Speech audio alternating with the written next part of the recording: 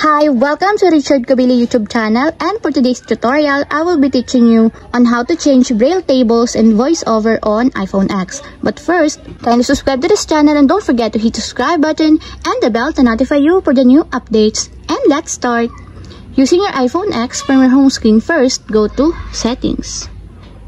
Then in the Settings, scroll down and find the Accessibility, then tap. Then in the Accessibility, go to Vision section and then tap the voiceover. Then in the voiceover, find and tap the braille. Then in this part, in the braille section, tap the braille tables. Then in the braille tables, if you want to change it, just tap this part.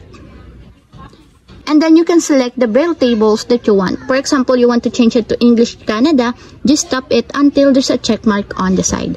And if you want to change it to English Unified, just tap it also until there's a check mark on the side.